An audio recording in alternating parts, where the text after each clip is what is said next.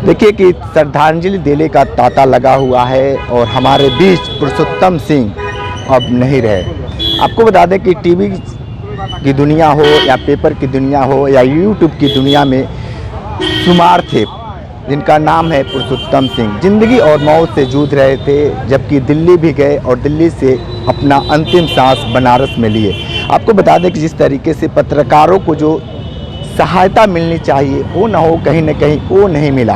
Political support हो या राजनीतिक सपोर्ट हो, कोई भी सपोर्ट हो, अगर थोड़ा सा बहुत अगर मिला होता तो बहुत ऐसे पत्रकार हैं जो इस तरीके की घटना नहीं घटती। तमाम पत्रकार हैं और थोड़ा सा इसके बारे में जानेंगे कि क्या कुछ थे। ये बताइए पुरुषोत्तम सिंह के बारे में क्या कहेंगे? पुरुषोत्तम भाई एक बहुत ही सुलझे व्यक्तित्व के धनी व्यक्ति थे और पत्रकार चाहे किसी भी संस्था से हो, जब भी ज़रूरत पड़ी पुरुषोत्तम भाई कभी पीछे नहीं हटे।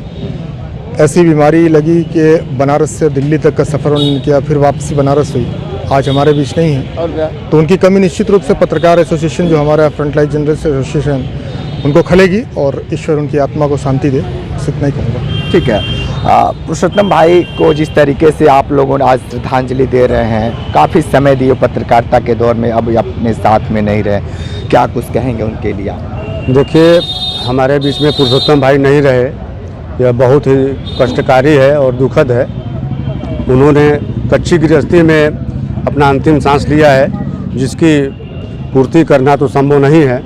उनके इस दुख की घड़ी में उनके परिवार के साथ हम सारे समस्त मीडिया कर्मी साथी उनके साथ हैं और जिस स्थिति में उनकी मौत हुई है वह अकल्पनीय है। हम लोग के बीच वो नहीं रहे, यह अभी भी बर्दाश्त नहीं हो रहा है और नहीं विश्वास हो रहा है कि वो अब हमारे बीच में नहीं है। वो मृदुभाषी थे और सदैव एक दूसरे के दुख सुख में साथ देने वाले थे। हमेशा वो चाहते थे कि पत्रकार मीडिया कर्मियों साथियों का वो तन मन धन से साथ दें और वो हमेशा से करते रहे हैं। ऐसे में उनकी याद बराबर आती रहेगी। हम उनके परिवार के साथ और समस्त मीडिया कर्मी उनके परिवार के साथ हैं। ठीक है।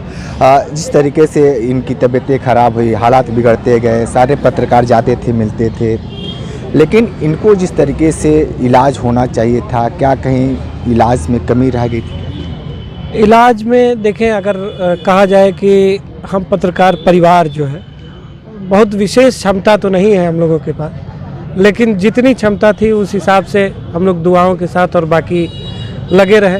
इनका परिवार, इनका ससुराल बहुत संघर्ष किया। वैसे तो हमेशा ये दूसरों की लड़ाई लड़ते थे और कभी नहीं हारे, लेकिन अपनी लड़ाई में ये हार गए। बिल्कुल बिल्कुल। आप मनीष जी क्या कहेंगे? जिस तरीके से पुरुषोत्तम भाई जी अब हम लोग के साथ नहीं रहे, बहुत मिलजुल कर हम लोग काम करते थे, लेकिन अब ये इस दुनिया में नहीं है। देखिए, पुरुषोत्तम भैया न्यूज़ 18 पीटीआई तमाम चैनलों पर काम किया है। उनका हम लोग को छोड़ कर जाना हम लोग मतलब पत्रकारिता जगत में हम लोग के लिए कहीं ना कहीं क्षति है।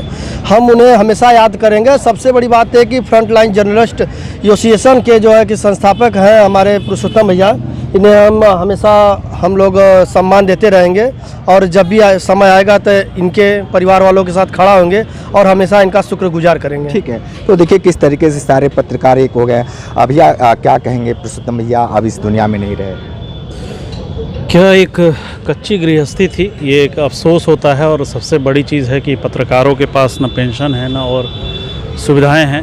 इलाज में काफ़ी खर्चा हुआ, वो तो परिवार और हमारे आपके लोगों के सहयोग से वो सारी चीज़ें जितनी कोशिश की जा सकी किया गया और इलाज में किसी तरह की कमी नहीं हुई। इलाज डायग्नोस होने में, बीमारी डायग्नोस होने में टाइम लगा, उसकी वजह से हालत ख़राब हुई और पूरी कोशिश करते रहें, लेकिन ऊपर वाले की जो मर्जी है उस पर उसके आगे किसी की नहीं चलती। ठीक है। क्या कहेंगे? जिस तरीके से आप लोग लगातार संघर्ष किए, इनके साथ आना जाना रहना, हॉस्पिटल से लेके इनके घर तक आप लोगों को मदद की, पॉलिटिकल सपोर्ट कितना मिला इनको? देखिए, हमारे परिवार के हैं पुरुषोत्तम भाई और एक परिवार के मजबूत आदमी को खो करके हम लोग को कितना पीड़ा हो रहा है ये तो सारे पत्रकार भाई जानते हैं।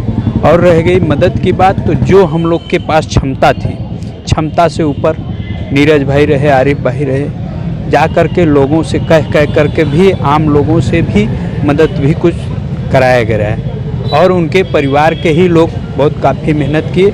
परिवार हम लोग का ये था कि परिवार के बीच के हैं और परिवार का सपोर्ट करना, और हम लोग की जो क्षमता थी हम लोग सारे लोग इकट्ठा होकर के सपोर्ट किया गया। ठीक है, तो देखिए पत्रकार जितने भी लोग थे सारे लोग मदद किए।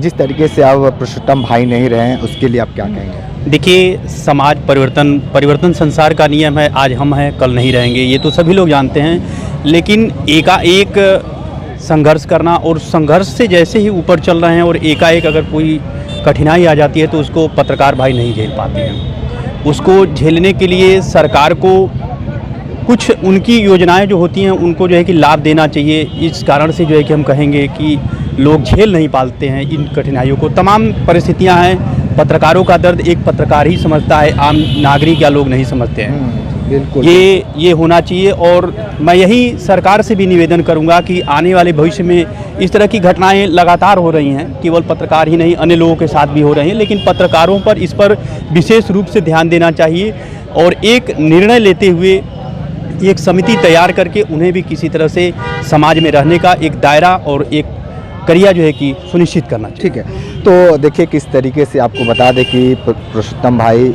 अब अपने परिवार को छोड़कर चले गए हैं। इनका भी एक परिवार था, बच्चे थे, बीवी थी, लेकिन जिस तरीके से कहा जाता है कि सरकारी योजना लगातार आती है, लेकिन पत्रकारों के लिए भी एक सरकार योजना बनाती कि जो भी पत्रकार हैं उनको सीधे तौर पे लाभ मिलता, तो हो ना हो उसको बिल्कुल अच्छा होता। चाहे मेडिकल की सुविधा हो, चाहे अतिरिक्त सुविधा हो, सरकार इस पे विशेष ध्यान दे। खासकर मेडिकल की सुविधा होती तो बहुत सारे ऐसे पत्रकार हैं जो हॉस्पिटल में दम तोड़ दे रहे हैं बीमारी की वजह से। जैसे देखिए पुरुषोत्तम भाई काफ़ी संघर्ष किए हैं और पत्रकारिता की दौर में काफ़ी अपना उन्होंने नाम कमाया है।